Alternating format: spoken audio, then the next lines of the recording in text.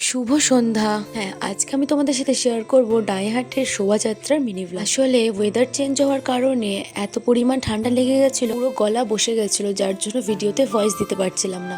তো যাই হোক, আজকে সন্ধ্যাবেলায় রেডি শেডি হয়ে চলে এসেছিলাম ডাইহাটের শোভাযাত্রা দেখার জন্য।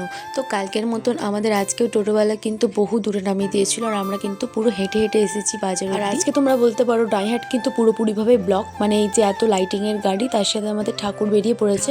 লাইটিং আর বাজনা এগুলো ছাড়াও কিন্তু আরো অনেক কিছু দেখার মতন আছে, তার জন্য আমরা ভিড় ঠেলে ঠেলে কিন্তু এগিয়ে যাচ্ছিলাম। আর মায়ের কাছে একটাই প্রার্থনা, আমাদের সকলকে যেন মা ভালো রাখেন। তারপর আমরা আরো সামনের দিকে এগিয়ে গেলাম, আর এগিয়ে যেতেই কিন্তু এই যে নাচগুলো দেখতে পাচ্ছিলাম। তারপর দেখলাম এই যে পরীদের নাচ, মানে পরী সেজে নাচছিল। আজকের দিনে বিশেষ করে এত ভিড় হয়, মানুষের ভিড়ের মধ্যেখানে একবার আটকে গেলে ওখান থেকে বেরিয়ে আসা বহু মুশকিল। আর আমরাও প্রায় এরকমই 2-3 জায়গায় ভিড়ের মধ্যে এমনভাবে আটকে গেছিলাম, ওখান থেকে বেরোতেই পারছিলাম না।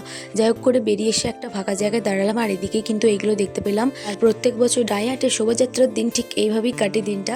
তো যাই হোক, সবকিছু দেখে চলে গেলাম আর একটা রেস্টুরেন্টে, ওখানে অর্ডার দিয়েছিলাম চাউমিন। আর আজকের চাউমিনটা বেশ টেস্টি ছিল। চাউমিন খেয়ে বেরিয়ে পড়েছিলাম রাস্তায়, ওখান থেকে কিনেছিলাম জিলেপি, আর বাড়ি আসার পথে কিনে নিয়েছিলাম একটা আইসক্রিম।